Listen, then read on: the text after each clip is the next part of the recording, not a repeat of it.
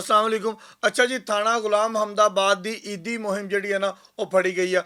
RPO Faisalabad Suhail Akhtar शखेरा साहब ने आंदे ही एक ऐलान किया सीगा कि रिश्वत मेरी रैड लाइन होएगी, जिहड़ा रिश्वत लेगा वो महकमे दे विच नौकरी नहीं करेगा। थाना गुलाम हमदाबाद का हाल सर RPO साहब जरा गौर फरमाना।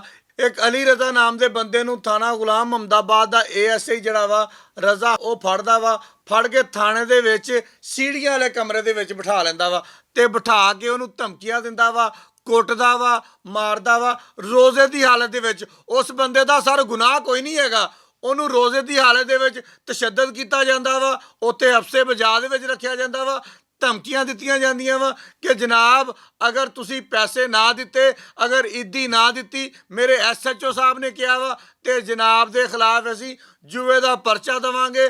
जुए वाले बंदियां के खिलाफ आर्डर आ के उन्होंने हाफ फ्राई कर दिओ, यानी कि धमकी दी उन्होंने पुलिस मुकाबले की ते नाल ही लाख रुपया लैके ते इस बंदे नूं छड़ दिता। वो बंदा कहता रहा कि भाईजान मेरा रोज़ा वा, मैनू रोज़ा अवतार कर लें दिओ, लेकिन तुसीं इन्हां दी बेहिसी चेक करना कि उन्होंने रोज़ा भी अवतार नहीं करन दिता, जिहदे नाल उहदी तबीयत खराब हो गई। उहदे भरा कोलों लाख रुपया मंगवाया, चिट्टे कागज़ां दे उपर सैन करवाए, अंगूठे करवाए, सारा कुछ करवाया। साडे जराए दा कहना वा कि SHO दा यह थानेदार सारे खास आ, यानी कि सारे टेबल के थलों की जिन्ने भी काम होंदे आ ना SHO दे यही थानेदार करदा वा। फिर क्यों ना SHO जिहड़ा सीगा इहदे पिछे जांदा, इहदियां सिफारिशां करदा अफसरां दे अगे। उत्थे जनाबे अली ASP गुलबर्ग को इस गल की इंक्वायरी लग गई ते मगर चला गया कि सर अस्सलाम वालेकुम सर इसने कुछ नहीं किया, ये तो ऐसा बंदा ही नहीं है, ये तो रिश्वत लेता ही नहीं है, ये अपनी नहीं लेता, ये मेरी पकड़ता है, अपनी नहीं लेता, इसको आप छोड़ दें, इसको आप माफ़ कर दें, इसका कोई गुनाह नहीं। वो तो हुण जिहड़े अफसर आए आ ना वो थोड़े चंगे आए आ, गल्लां नूं समझ लैंदे आ, परख लैंदे आ। उन्होंने जनाबे अली ASI का तो कंडा दिता कड।